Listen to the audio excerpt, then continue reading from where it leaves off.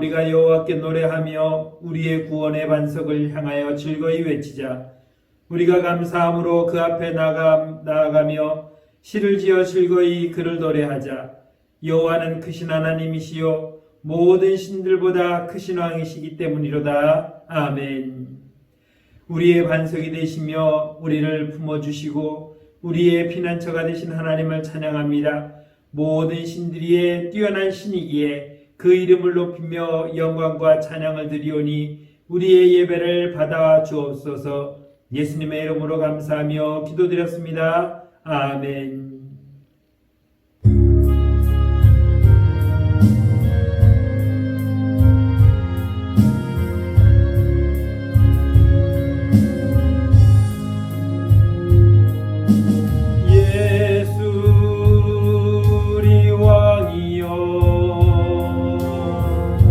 이곳에 오셔서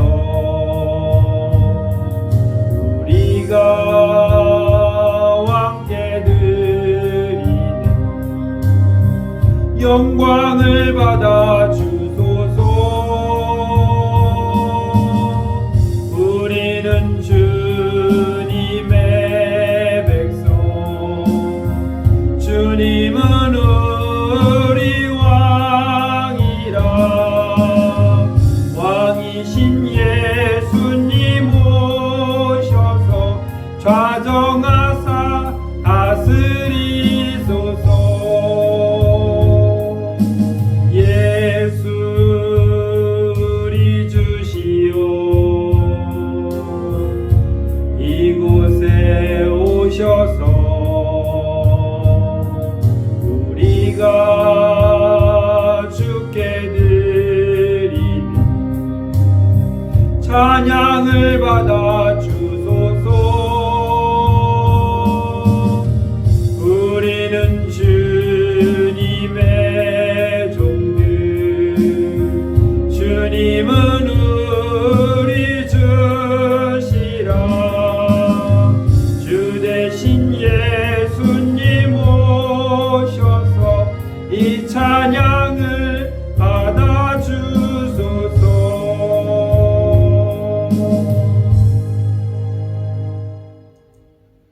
지존자의 은밀한 곳에 거주하며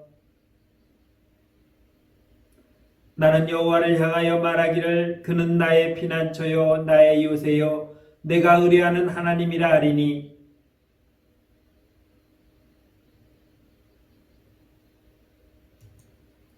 그가 너를 그의 기초로 덮으시리니 내가 그의 날개 아래에 피하리로다.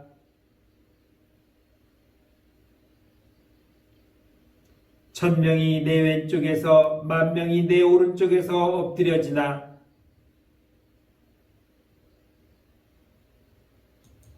그가 너를 위하여 그의 천사들을 명령하사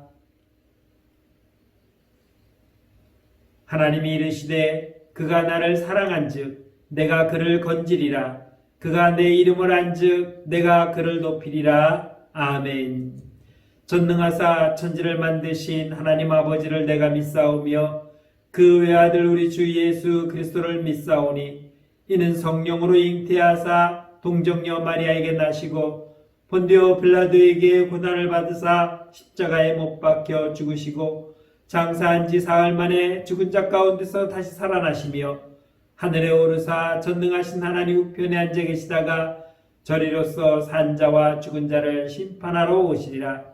성령을 믿사오며 거룩한 공회와 성도가 서로 교통하는 것과 죄를 사하여 주시는 것과 몸이 다시 사는 것과 영원히 사는 것을 믿사옵나이다. 아멘.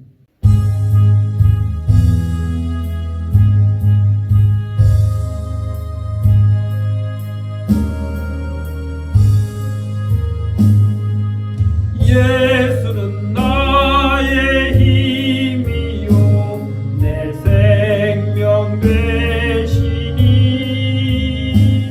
구주 예수 떠나 살면 죄 중에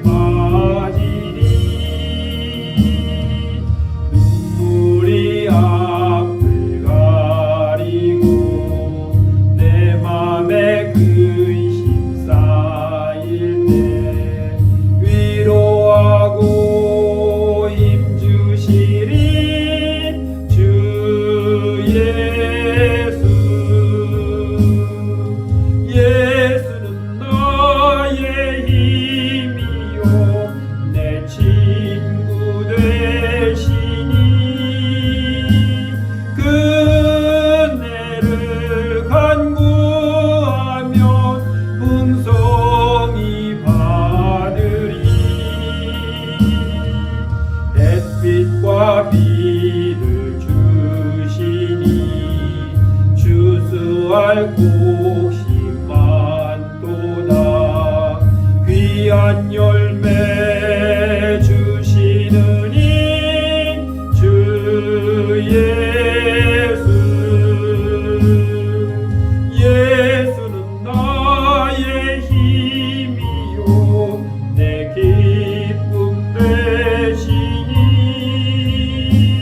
그 명령을 준행하여 늘 충성하겠네. 주야로 보호하시며 바른 길 가게 하시니 의지하고 따라가리 주 예수. 예수는 나의 힘이요 내 소망 되시니 이 세상을 떠나갈 때 영생 얻으리. 한없는 복을 주시고 영원한 기쁨 주시니 나의 생명 나의 기쁨 주 예수.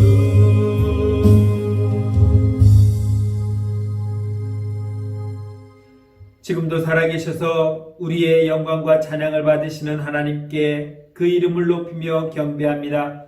한 주간의 세상에서의 삶, 바벨론과 같은 광야에서 살아가는 우리에게 넘어지지 아니하고 쓰러지지 아니하고 낙심하지 아니하고 하나님의 말씀을 의지하여 믿음으로 승리하여 살게 하신 하나님, 그 한 주간의 삶을 정리하고 주님의 날에 주 앞에 엎드려 예배하는 모든 심령들에게 오늘도 한량없는 은혜와 축복을 내려 주옵소서. 우리의 예배를 받으시고 우리에게 오늘도 크신 은혜의 그 귀한 능력의 말씀을 덧입히사 또 한 주간을 살아갈 때에 그 삶에 힘이 되고 능력이 되는 귀한 말씀으로 은혜 받게 하여 주옵소서. 세상은 우리를 삼키려고 덤벼들고 우리를 유혹하려고 온갖 수단과 방법을 가리지 아니하고 주의 택한 백성들을 우는 사자와 같이 삼키려고 덤벼들고 있지만 그때그때마다 주의 손이 우리를 지켜주시고 우리를 보호하시며 우리에게 능력을 더하사 싸워 이기고 승리하게 하신 하나님,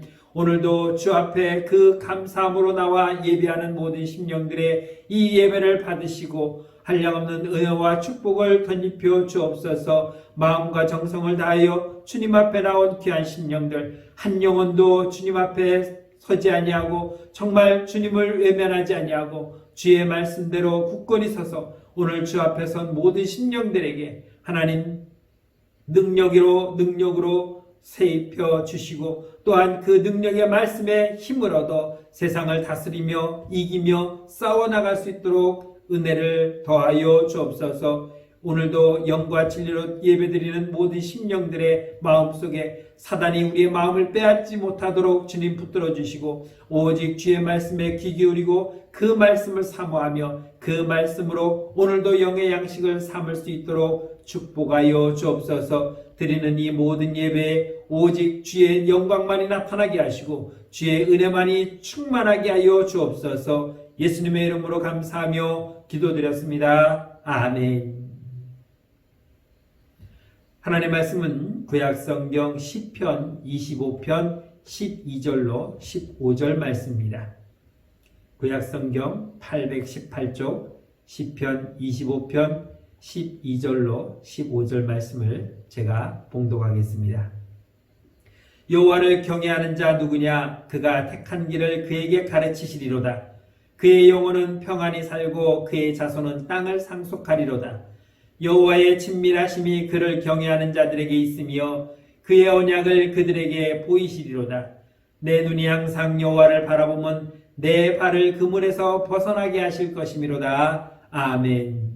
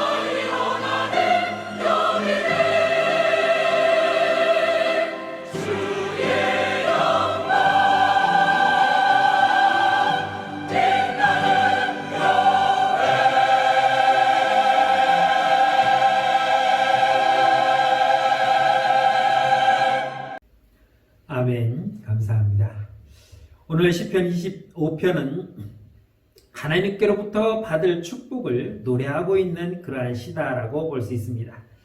우리나라 유명한 박윤선 목사님은 그의 주석에서 이 시편 25편을 여호와를 경외하는 자의 받을 축복이라고 주석을 하고 있습니다. 그러면서 이 시편 25편을 4개의 단락으로 나누어서 각각의 제목을 정해 놓으셨는데, 첫 번째 단락을 수치를 당하지 않는 복이라고 정했고, 두 번째는 하나님의 인도와 사죄를 받는 복, 그리고 세 번째는 4가지 복, 그리고 마지막 4번째는 결론적으로 이렇게 기도하라고 4단락으로 나누어서 주석을 달아놓으신 것을 볼 수 있습니다. 그러나 특이한 것은 이 시편 25편에는 복이라는 말이나 또 축복이라는 단어가 단 한 번도 나오지 않는다는 것입니다. 하지만 그럼에도 불구하고 이 시편 25편 전체가 하나님의 축복을 노래하고 있다는 것입니다.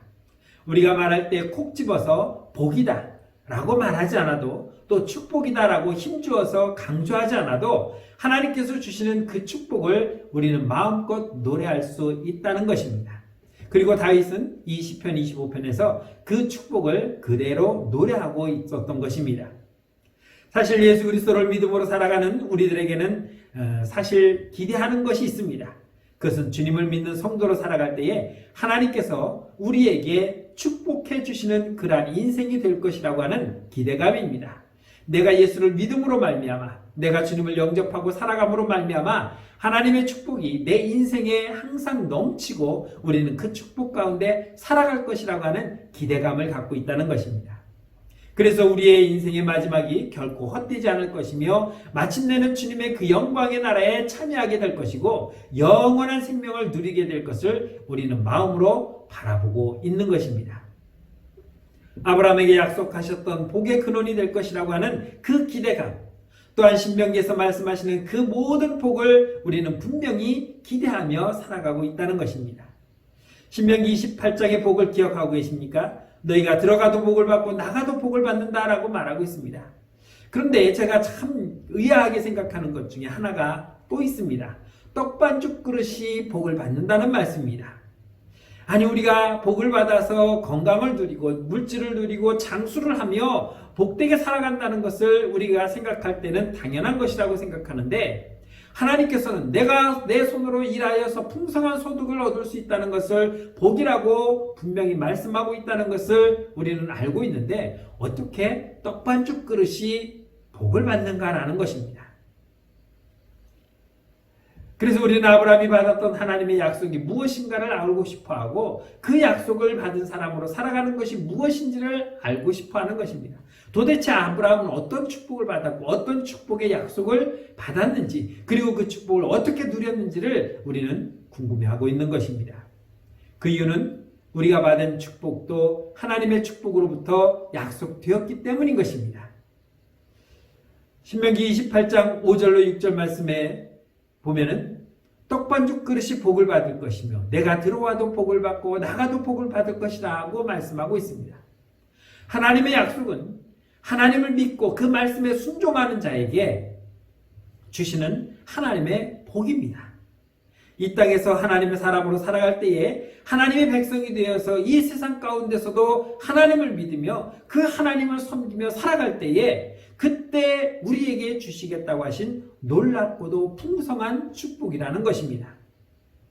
오늘 본문 말씀 사이에는 바로 믿음의 성도들이 받는 이 3가지 축복을 우리에게 말씀하고 있습니다. 오늘은 이 본문의 말씀을 통해서 믿음으로 살아가는 성도들이 받게 되는 3가지 축복이 무엇인지를 함께 나누며 은혜 받기를 원하는 것입니다. 먼저 이 3가지 축복이 무엇인지를 다시 한번 본문을 통해서 살펴보도록 하겠습니다.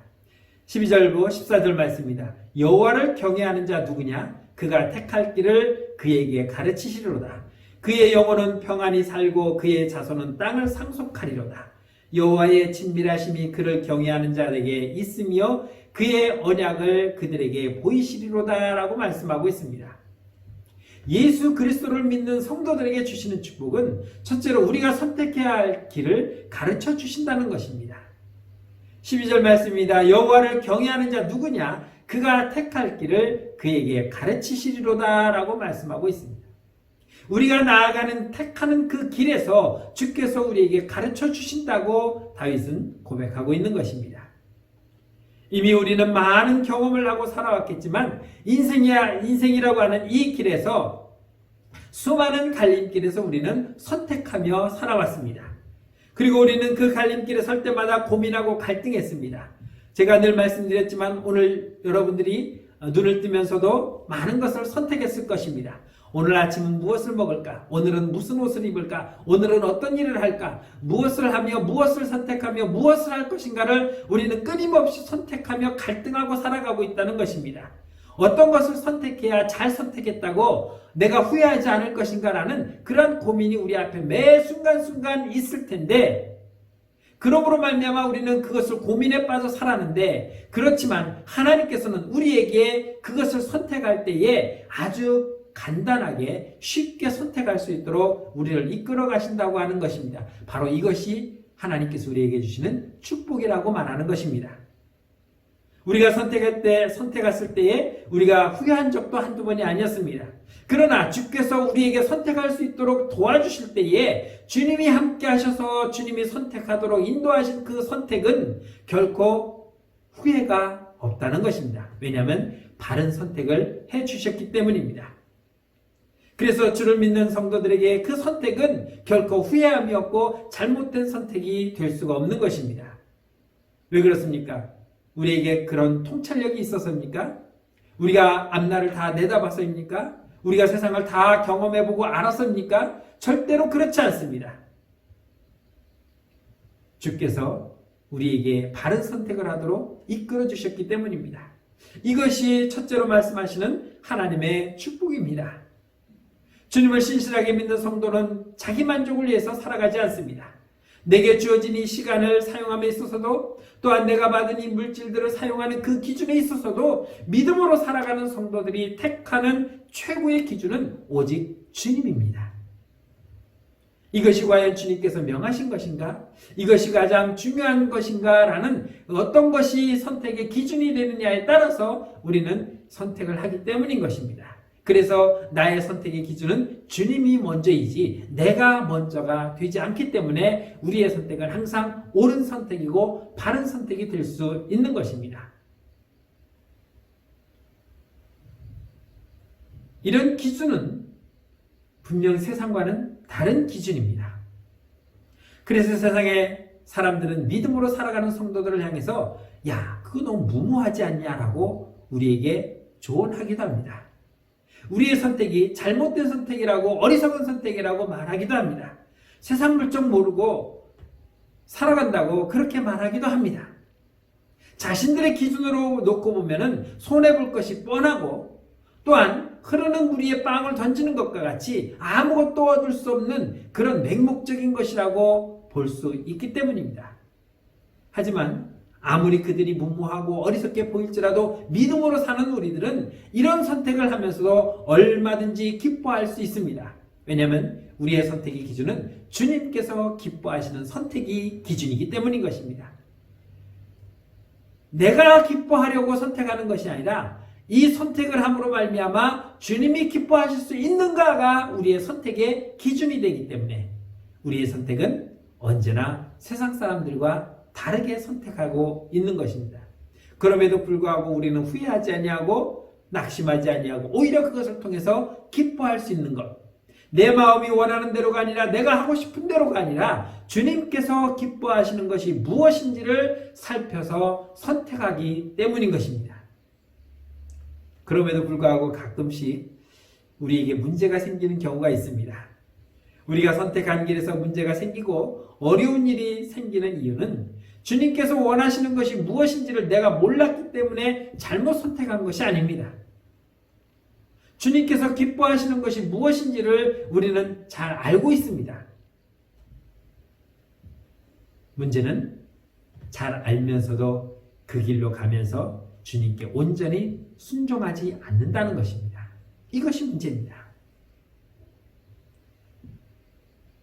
내가 이것을 선택하면 하나님이 기뻐하실 거야 하고 선택을 했습니다. 잘했습니다. 여러분 오늘 이 시간에 예배드리는 시간이기 때문에 오늘 주님 앞에 예배드려야지 하고 예배에 동참하는 것 잘한 선택입니다. 그런데 문제는 무엇입니까? 그 예배를 통해서 내가 은혜를 받지 못한다는 것입니다. 왜냐하면 딴 생각이야. 내 마음이 다른 데 빼앗기기 때문입니다. 여러분들 지금 스마트폰을 통해서 아니면 컴퓨터 모니터 앞에서 예배를 보고 계실 겁니다. 드리고 계실 겁니다. 그러면 정말 눈이 빠져라고 지금 여러분들은 스마트폰을 보고 계셔야 돼요. 컴퓨터 모니터를 보고 계셔야 됩니다. 그런데 틀어놓고 소리는 들으면서 혹시 TV 보시는 분은 아니 계시겠죠? 이렇게 내 마음이 다른 데로 가 있을 때 나는 이것이 주님이 기뻐하시는 것이라고 분명히 선택을 했습니다. 그렇다면 그 선택한 것을 끝까지 주님이 원하시는 말씀대로 순종하며 가야 되는데 가지 못하기 때문에 온전한 100% 순종을 하지 못하기 때문에 문제가 생기는 것입니다. 내가 이 정도만 하면은 될 거야. 우리 성도들은 그런 분이 한 분도 안 계시겠지만 앞에는 다 떼어먹어요. 설교만 들으면 되지 뭐. 그리고 헌금만 보내면 되지. 그리고 설교만 딱 듣고 딱 끊어버려요.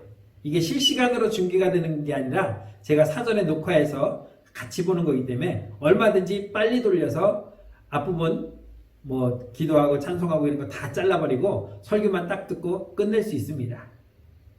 만일 그런 사람이 있다면 그것은 바로 문제가 생기는 거예요. 왜?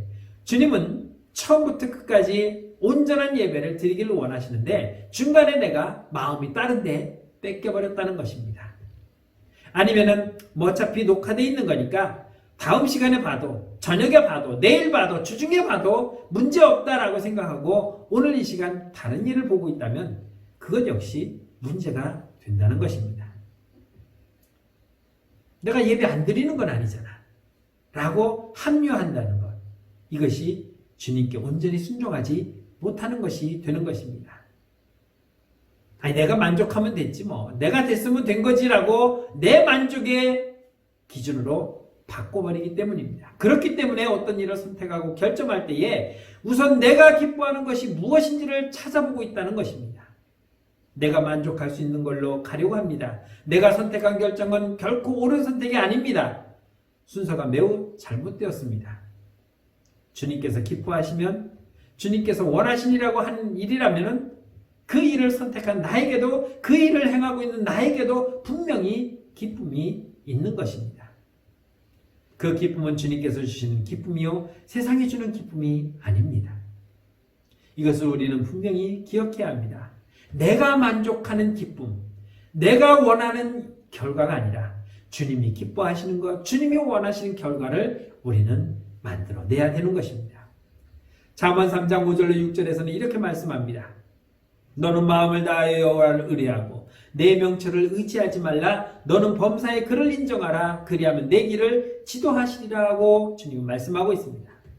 하나님을 신뢰하고 그것을 의지하는 것, 그것이 아니면 어떤 생각도 어떤 주장도 내세우지 않는 것입니다. 내가 선택할 기준이 되지 못하는 것입니다. 내가 기뻐하는 것이 아니라 주님께서 기뻐하시는 것을 찾아서 선택하고 결정하는 것입니다. 그것이 어떤 선택으로 되든지 그것으로 말미암아 내가 어떤 고난이 있든지 어떤 아픔이 있든지 주님을 믿고 주님께 순종하는 그 마음으로 결정하고 선택한 다음에 오직 주님의 인도하심이 나와 함께 하시기를 믿고 기다리는 것입니다. 이런 믿음으로 선택하며 이런 믿음으로 나의 마지막 최종적인 결과를 기다릴 수 있는 것, 이것이 바로 예수 그리스도를 믿는 성도들에게 주시는 하나님의 축복인 것입니다. 이런 믿음으로 살아갈 수 있는 것입니다. 바로 하나님께서 우리를 감동하시고 그 길을 가르쳐 주시는 믿음의 복된 길인 것입니다. 두 번째 복은 우리의 영혼을 편안하게 하신다고 말씀하고 있습니다. 본문 12절 말씀, 13절 말씀입니다. 그의 영혼은 평안히 살고 그의 자손은 땅을 상속하리로다. 여기서 그의 영혼은 평안히 살고라는 의미는 단지 내 영혼의 평안함을 의미하고 있지는 않습니다. 이것은 영혼과 육신, 즉 우리의 전 인격이 하나님의 평강을 누리게 된다는 것입니다. 하나님께서 이 세상을 살아가는 우리에게 필요한 모든 것을 공급해 주시고 먹고 마시고 입고 쓸 수 있는 모든 것들을 허락해 주신다는 것입니다. 우리가 마태복음 6장에 나와 있는 말씀처럼 너희는 먼저 그 나라와 그 의를 구하라. 그리하면 이 모든 것을 너희에게 더하여 주신다고 하셨기 때문에 우리는 이방인이 구하는 먹고 마시고 입는 것을 고민하는 것이 아니라 하나님이 무엇을 원하실까? 하나님의 나라를 위해서 내가 무엇을 할 것인가를 고민하고 있기 때문에 하나님이 원하시는 선택을 하고 있기 때문에 우리는 하나님이 주시는 평안을 누릴 수가 있게 되는 것입니다. 앞에서 말씀드린 신명기의 28장의 말씀, 떡반죽 그릇이 복을 받을 것이며 내가 들어와도 복을 받고 나가도 복을 받을 것이라고 하는 이 약속, 바로 이것입니다. 우리가 하나님 말씀대로만 살면은, 하나님 말씀을 지켜 행하기만 한다면 하나님께서는 우리의 떡반죽 그릇이 복을 받게 한다는 것입니다.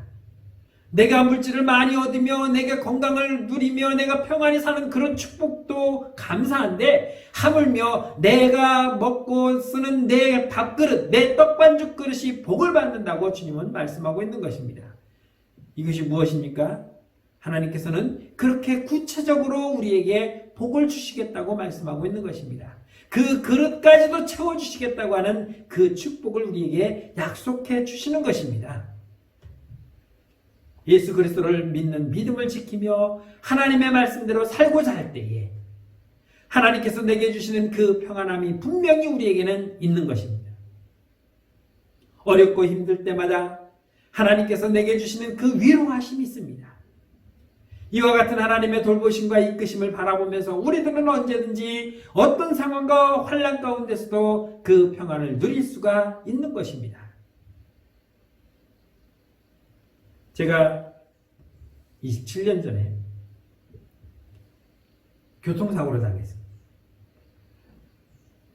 금요기도 끝나고 강도사님의 유혹에 그 차를 타고 집에 갔다 오는 그 과정 속에서 타이어가 펑크나면서 승합차가 고가도로 위에서 굴러서 고가도로에서 떨어지지 않냐고 다행히 가로등을 맞고 멈춰 섰습니다. 타고 있던 6명이 다 다쳤습니다. 그 중에 제가 제일 많이 다쳤어요. 한밤중에 연락을 받고 달려온 어머니와 누님이 뭐 정신 있겠습니까? 사랑하는 아들이 다쳤으니까. 울면서도 하나님 감사합니다. 하나님 감사합니다. 하나님 감사합니다. 무엇이 감사합니까? 교통사고로 만시창기가 된 아들을 보면서, 동생을 보면서 무엇이 감사하겠습니까? 그런데 그 상황에서 감사가 나오고, 왜요? 살려놓으셨으니까, 죽이지는 않으셨으니까 감사합니다. 저 역시 그 사건으로 인해서 하나님께 회개하며 저 자신을 돌아보는 그런 시간이 돼서 감사했습니다. 세상 사람들은 그게 무슨 감사냐고 말할 수 있지만 우리는 그러한 환난과 고통과 어려움 속에서도 하나님께서 내 목숨을 지켜주신 것에 대한 감사의 기도를 드릴 수가 있는 것입니다. 물론 건강하게 사고가 안 났으면 더 좋았겠죠. 그러나 그런 환난 가운데서도 하나님은 우리를 굳건히 지켜주시기 때문에 우리는 그것이 하나님의 축복이라고 믿는 것입니다. 하지만 우리에게 육신의 질병이 있고 또 아픔이 있고 또한 몹시 힘들고 어려운 상황이 있다 할지라도 예수 그리스도로 함께 살아가는 우리는 그러한 어려움 속에서도 오히려 기뻐하고 감사할 수 있는 것입니다. 왜냐하면 우리에게는 하나님께서 주시는 평안함이 있기 때문입니다. 남들은 어려움 속에서 고난 속에서 원망과 불평만 늘어놓습니다. 내가 전생에 무슨 죄를 지어서 아이고 나는 무슨 놈의 복이 있다고 생겨서 내 팔자로 왜 이렇게 생겼을까 하고 팔자 타령하고 전생 타령하고 있지만 우리는 그럼에도 불구하고 하나님께 감사하고 있는 것입니다. 왜냐하면 우리는 하나님의 약속을 믿고 있기 때문입니다. 우리를 불안하게 만드는 일들이 끊임없이 일어나고 또 우리의 미래에 어떤 일들이 일어날지 모르는 상황이지만, 그러나 이러한 하루하루를 살아가는 중에도 그런 시간 속에서도 우리는 언제나 소망을 품고 기다릴 수가 있는 것입니다. 그것은 우리가 받은 하나님의 약속은 영원하신 하나님께서 변함없이 은혜 가운데서 지켜주실 것을 우리에게 약속하셨기 때문입니다. 또 그 약속은 지금까지 지켜져 왔고, 그 약속은 한 번도 어기지 아니하고 모든 믿음의 선진들 지금까지도 이후로도 지속될 것이기 때문입니다.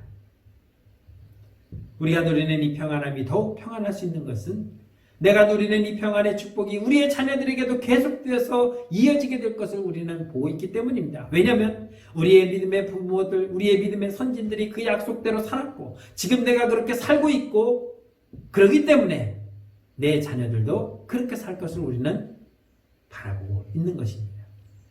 우리의 자녀들이 부모와 같은 믿음을 가지고 주님의 말씀에 순종하며 살아갈 때에 주님이 주시는 이 평안함이 나에게만 있는 것이 아니라 우리의 자녀들에게도, 자녀들의 자녀들에게도 계속해서 이어지게 될 것을 우리는 확신하고 있는 것입니다. 아브라함에게 주었던 그 축복이 중간에 끊어지지 않았습니다. 멈추지 않았습니다. 어느 시대를 건너뛰지 않았습니다. 매 순간까지 지금까지도 끊임없이 그 아브라함의 축복은 이어져 왔고, 오늘 저와 여러분들도 누리고 있는 것을 믿으시기 바랍니다. 이것이 하나님이 주시는 약속이고, 이 약속을 믿고 살아가는 우리에게는 평안함이 있는 것입니다. 세 번째 복은 우리가 받은 구원의 확신이 바로 복이라는 것입니다. 오늘 14절 말씀입니다. 여호와의 친밀하심이 그를 경외하는 자에게 있으며 그의 언약을 그들에게 보이시리로다 라고 노래하고 있습니다. 우리는 우리가 받은 구원을 어떻게 확신할 수 있습니까?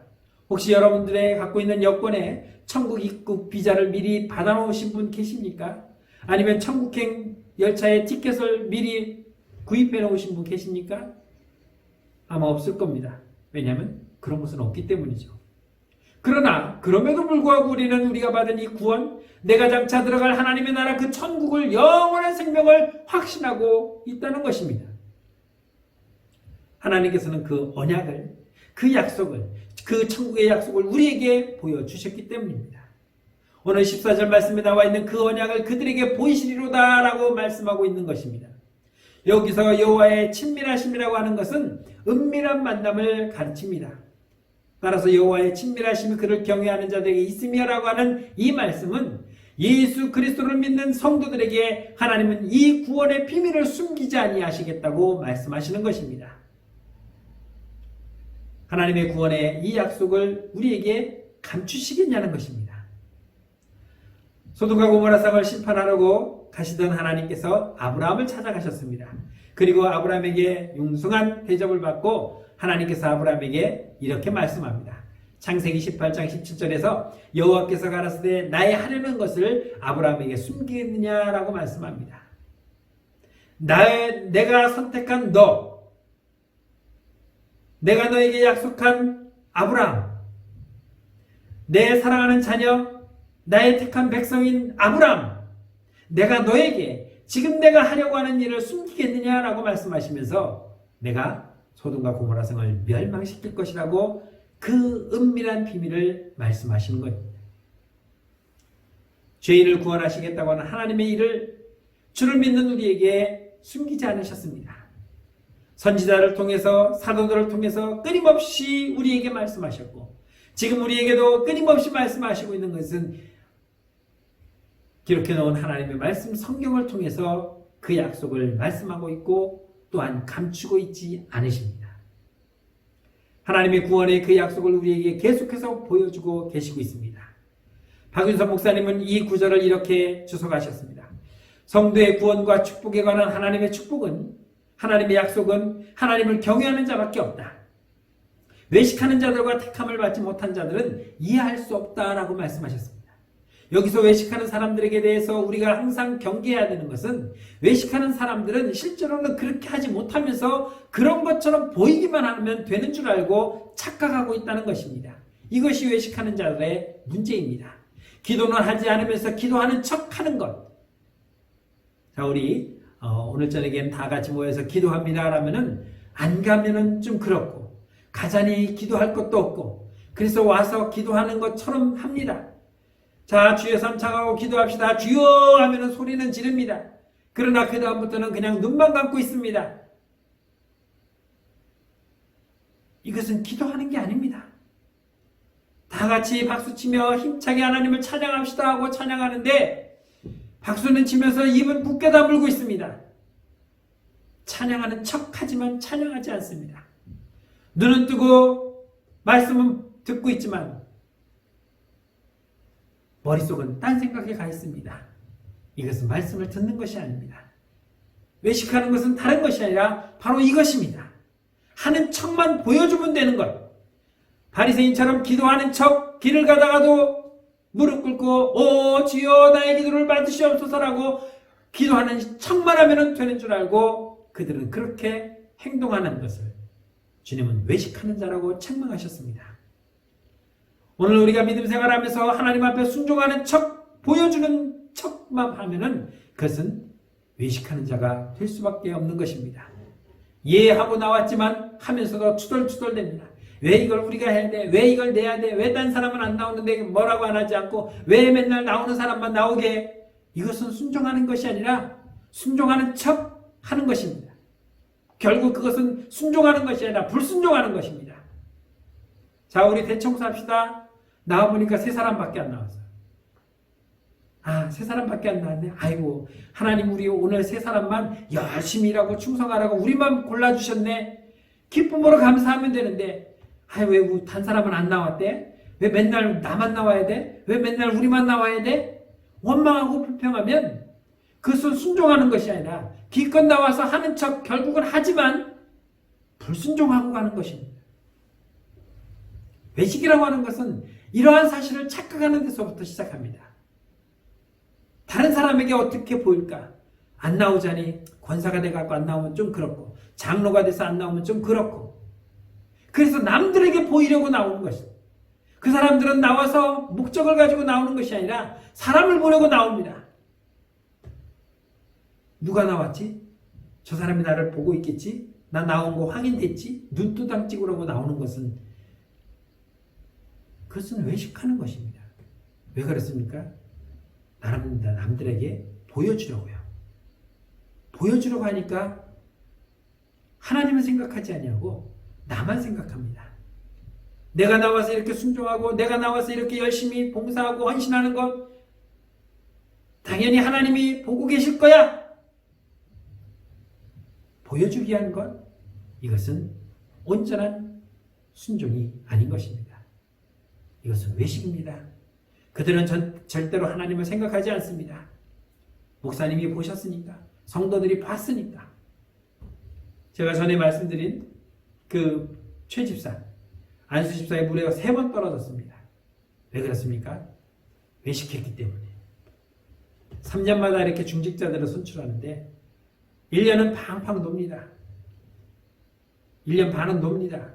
그리고 뭐 기분 좋으면 그해 하반기부터 그 다음에 전반기까지 열심히 봉사합니다. 왜? 그해는 안수집사, 권사, 장로, 피태가는 선거가 있으니까.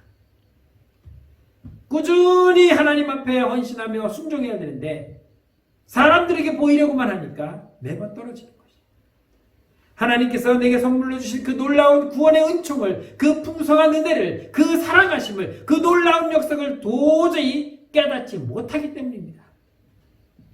계속해서 그의 눈은 세상에 머물러 있고 그의 생각은 세상에 갇혀 있기 때문에 하나님을 바라보지 못하고 하나님께서 주신 그 영원한 약속을 생각하지 못하기 때문입니다. 말은 이렇게 합니다. 그 정도는 나도 알고 있습니다. 나도 이미 얻었습니다. 그러나 그 중심에 하나님에 대한 약속에 온전한 신뢰가 없고 그 약속을 온전히 믿지 못하기 때문에 그 속에 구원의 확신이 없는 것입니다. 남들에게 믿는 것처럼 기도하는 것, 보여주는 것, 순종하는 것처럼 보여주고 주님의 사랑이 있는 것처럼 말하지만 그에게 불신과 의심이 사라지지 않습니다. 여러분 그리스도의 사랑을 실천하고 있습니까? 말은 예. 그런데 현실에서는 그 사랑을 찾아보기 힘듭니다. 그 사랑이 보여져야 되는데 그 사랑이 안 보인다는 것이죠. 저분이 왜 저럴까? 라는 생각이 들 정도로 말은 사랑한다고 하는데 행동은 그렇지 못합니다. 여러분 자신을 잘 살펴보십시오. 내가 정말 그리스도의 사랑을 실천하고 있는지, 내가 정말 하나님 앞에 온전히 말씀대로 순종하고 있는지, 온전히 하나님만 바라보고 예배드리고 있는지, 온전히 하나님의 말씀을 전하고 있는지, 말씀대로 살아가고 있는지 점검해보고 확인해보고 고쳐나가야 됩니다. 그렇지 않으면 내 안에 구원의 확신이 나타나지 않는 것입니다. 나를 위해 십자가 달려서 돌아가신 그 주님, 그 주님을 믿는 성도들에게는 주님은 분명히 구원의 확신을 주신다고 말씀하고 있습니다. 우리는 그 확신을 본 적도 없고 만져본 적도 없고, 그렇지만 그 확신이 내 안에 있다는 것, 그것은 주께서 우리에게 깨우쳐 주시고 그 하나님의 백성들에게 마음의 확신으로 주시겠다고 말씀하고 있습니다. 간절히 바라고 소원하는 것을 마치 손으로 쥐고 있는 것처럼, 보이지 않는 것을 두 눈으로 바라보는 것, 그것처럼 허망한 것이 아닙니다. 여러분, 이것이 무엇입니까? 리모컨입니다. 눈에 보이죠? 보이기 때문에 리모컨이라고 좀 말할 수 있습니다. 그런데 구원을 보여달라? 보여줄 수는 없습니다. 그런데 우리는 어떻습니까? 그 구원이라는 것이 내 안에 있다는 것을 확신하고 있습니다. 왜? 하나님께서 보여주셨기 때문입니다. 주께서 나를 붙드시고 나를 영원한 천국으로 인도하시겠다고 약속하신 그 말씀을 내게 보여주셨고, 나로 하여금 믿게 하셨고, 나 그 말씀대로 나를 끝까지 지켜주시고 인도하시고 이끌어주시고 있기 때문에, 그 하나님의 약속하신 것을 내가 믿고 있기 때문에 우리는 확신할 수가 있는 것입니다. 어떤 고난이 와도 어떤 방해가 우리 앞을 가로막고 있다 할지라도 우리는 두려워하지 아니하고 피하지 아니하고, 오히려 세상의 그러한 위협과 겁박과 또한 환난 속에서도 우리는 쉬지 않고 우리는 세상에서 싸워 이기며 나아갈 수 있는 이유가 바로 여기 있는 것입니다. 하나님께서 구원의 약속을 보여주셨음을 내가 확신하며 살아가는 것은 그 무엇과도 바꿀 수 없는 소중한 하나님의 축복입니다. 주님을 믿는 우리에게 주신 하나님의 세 가지 축복. 첫 번째는 우리가 선택할 길을 무엇인지를 하나님께서 가르쳐 주시기 때문에. 두 번째는 우리가 어떤 상황에 놓여 있더라도 우리 마음에 하나님의 평강이 있다고 말씀드렸고, 세 번째는 이 세상을 살아가는 동안에 우리의 구원의 확신을 가지고 살아가는 그 축복이 우리에게 있음을 바로 축복이라고 말씀드렸습니다. 시편 25편은 이런 복을 받은 사람들을 가리켜서 주를 믿는 믿음의 사람들, 성도라고 표현하지 않고 다르게 표현하고 있습니다. 시편 25편에서는 여호와를 경외하는 자라고 말하고 있습니다. 하나님을 경외하는 자라고 말하고 있습니다. 우리가 주를 믿는다고 하는 것은 곧 주님을 경외하는 것입니다. 두렵고 떨리는 마음으로 주님을 바라보는 것입니다. 사극에 보면은 신하들이, 백성들이 왕 앞에 나아갈 때에 두렵고 떨리는 마음으로 나아가고 있습니다. 머리를 바닥에 조아리고 감히 들지도 못합니다. 고개를 들라 이리 가까이 오라 해도 제대로 들지도 못하고 엉금엉금 기어오는, 왜 그렇습니까? 왕 앞에 나아갈 때에 두렵고 떨리는 마음, 그러한 마음으로 우리는 하나님 앞에 나와야 됩니다. 그것이 바로 경외한다라는 것입니다. 내 마음속에 그러한 마음이 없다면, 내 자세가 그러한 자세가 되어 있지 않다면 우리는 하나님을 경외하는 것이 아닙니다. 그러기에 예배를 드릴 때도 하나님을 경외하는 마음으로, 두렵고 떨리는 마음으로 하나님이 내 예배를 받으실까? 내가 어떻게 하나님 앞에 찬송을 하며 어떻게 기도할 것인가? 두렵고 떨리는 마음으로. 김정은이 연설하는데 꾸벅꾸벅 졸다가 날아간 사람이 있습니다. 감히 존엄께서 말씀하시는데 그 옆에 앉아서 졸고 있어. 어떻게 그런 일이? 아니, 하나님께서도 그러신다면 살아남을 자가 없을 것 같습니다. 주님을 믿는 믿음이라고 하는 것은 경박한 것이 아니라 천박한 것이 아닙니다. 세상에서 가장 권세를 가지시고 위엄 있는 그 하나님을 우리가 대할 때에 우리가 어떻게 감히 소홀히 대할 수 있습니까? 다윗은 8절에서 여호와를 선하시고 정직하시니 그러므로 그의 도로 죄인들을 교훈하시리로다라고 고백하고 있습니다. 다윗에게는 하나님이 어떤 분이시냐면 선하시고 정직하신 분이라고 말씀하고 있습니다. 우리 죄를 죄로 말하지 아니하고 다 용서하시고 선하시며 자비로우시며 의로우신 하나님께서 우리의 죄를 잊는다고 말씀하고 있습니다. 깨닫지도 못하고 결단하지도 못하는 어리석은 죄인임에도 불구하고 끝까지 붙드시고 그 거룩한 길에 서게 하시고 그 거룩한 길을 끝까지 가도록 우리를 붙들어 주시는 정직하신 하나님, 의로우신 하나님이시라는 것을 우리는 잊어서는 안 되는 것입니다. 우리의 모든 죄를 다 용서하시는 선하신 하나님 앞에 우리 죄인들을 온전히 이끄시는 그 정직하신 하나님 앞에서 우리가 보여드릴 수 있는 반응은 오직 경외함밖에 없습니다. 이와 같은 축복의 삶, 하나님의 사람으로 하나님의 성도로 살아가시기를 주의 이름으로 축원합니다. 기도하겠습니다. 참 좋으신 하나님, 은혜를 감사합니다. 죄악 가운데서 우리를 구원하시고 하나님의 자녀로 삼으신 것을 감사한데 우리에게 무한한 은혜와 축복으로 더하여 주심을 감사합니다. 우리가 무엇이기에 이런 하나님의 복을 누릴 수 있습니까? 언제나 우리가 고민할 때 우리가 바른 길을 선택할 수 있도록 인도하시는 그 하나님의 축복. 그럼에도 불구하고 우리가 세상에서 두려워하지 않도록 우리에게 늘 세상이 줄 수 없는 평안을 주시는 하나님. 그리고 우리에게 무엇보다도 하나님의 살아계심을, 하나님이 우리를 구원하셨다고 하는 그 확신을 가지고 살아갈 수 있도록 이끌어 주시니 참으로 감사합니다. 이것이 하나님의 복임을 우리가 기억하고 이 복을 잊지 아니하고 늘 하나님을 경외하며 살아가는 성도들이 되게 하여 주옵소서. 예수님의 이름으로 감사하며 기도드렸습니다. 아멘.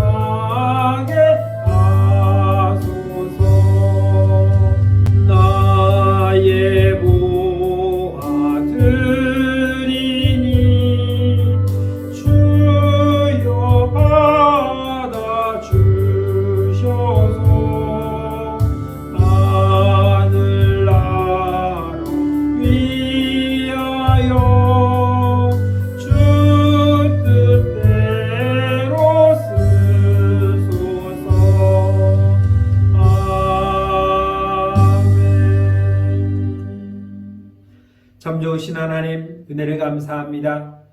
우리가 세상에서 살아갈 때에 늘 우리에게 은혜를 주시고 평안을 주시며 구원의 확신 가운데서도 흔들림 없이 주의 말씀대로 순종하며 살다가 오늘 이렇게 주님의 거룩한 날 주 앞에 나와 예배할 수 있도록 이끌어 주시니 참으로 감사합니다.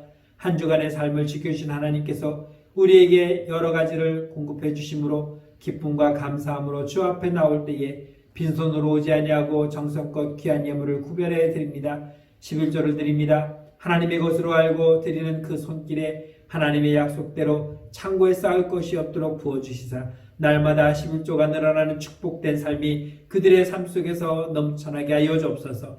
주의 말씀대로 감사하며 사는 것을 뜻대로 잊지 아니하고 그 말씀대로 그 감사를 기억하여 귀한 예물로 주 앞에 드리오니 주님, 이 예물을 받으시고 그들이 느꼈던 그 감사가 날마다 매 순간마다 차고 넘치는 복된 삶으로 인도하여 주시고 또한 가지는 못하지만 땅끝까지로 주의 복음을 전하기 위하여 기도와 물질로 예물을 드린 손귀 예물을 드린 손길에 하나님께서 능력을 더하여 주시고 더 많은 선교에 동참하여 하나님의 나라의 땅끝까지 주의 복음을 전파하는 귀한 사역이 완성될 수 있도록 축복하여 주옵소서. 목적대로 드려진 예물이 그 목적대로 쓰여지면서 하나님의 영광만이 나타나게 하여 주시옵시고 주 일원금으로 구역원금으로 몸과 마음과 시간을 아끼지 아니하고 정성껏 드린 모든 신명들 가정과 손길에 그들의 생업 위에 하나님의 살아계심을 느끼며 체험하며 더 많은 감사의 삶을 살아갈 수 있도록 이끌어 주옵소서. 예수님의 이름으로 감사하며 기도드렸습니다. 아멘.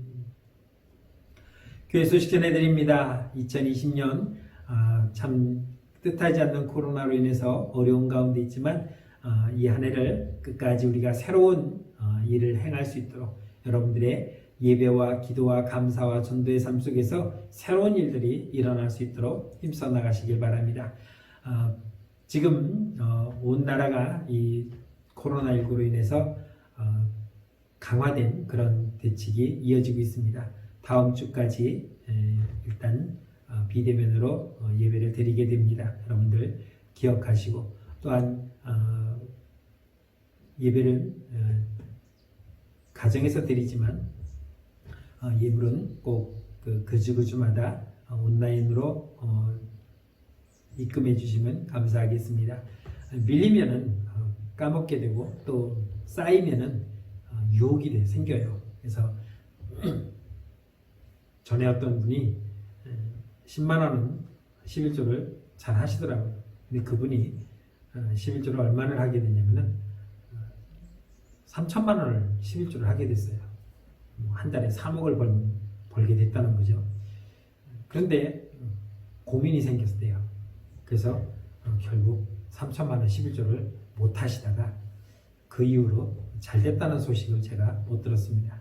뭐 꼭 다 그렇다는 건 아니지만 그런 시험이 우리에게 오면은 우리가 하나님 말씀대로 못 사는 경우들이 있다는 것입니다. 그렇기 때문에 작은 것부터 우리가 실천해 나가야 클 때도 제대로 할 수 있습니다. 나라 민족을 위해서 기도해 주시고 우리 교회 부흥과 맡겨진 사명 감당을 위해서 또 우리 선교지를 위해서 영육간의 어려운 자들을 위해서 항상 여러분들 기도해 주시기 바랍니다. 그리고 예배는 빠지지 않고 꼭 정해진 시간에 함께 시간에 동참해 주시기를 바라겠습니다.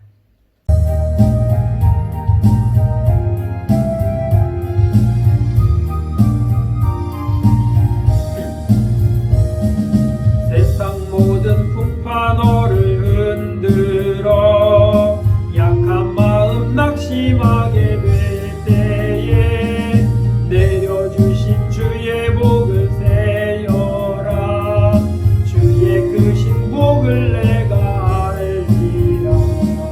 받은 복을 세어 모아라. 크신 복을 내가 알리라. 받은 복을 세어 모아라. 주의 크신 복을 내가 알리라. 세상 근심 걱정 너를 두르고 십자가를 등에 지고 나갈 때 주가 내게 주신 복을 세어라. 두려움 없이 항상 찬송하리라. 받은 복을 세어 모아라. 크신 복을 내가 알리라. 받은 복을 세어 모아라. 주의 크신 복을 내가 알리라. 세상 권세 너의 앞길 막을 때 주만 믿고 낙심하지 말아라. 천사들이 너를 보호하리니 염려 없이 앞만 보고 나가라. 받은 복을 세어 모아라. 크신 복을 내가 알리라. 받은 복을 세어 모아라. 주의 크신 복을 내가 알리라. 이제는 우리 주 예수 그리스도 은혜와 하나님 아버지의 넓고 크신 사랑하심과 성령님의 감화 감동 위로 역사하심이 하나님이 주신 복을 기억하며 그 복을 누리며 살아가기를 하지만은 주의 택한 모든 권속들 머리 위에 저들의 가정과 생업과 직장 위에 우리 사랑하는 모든 자녀들 머리 위에 이제로부터 영원토록 함께 계실지어다. 아멘.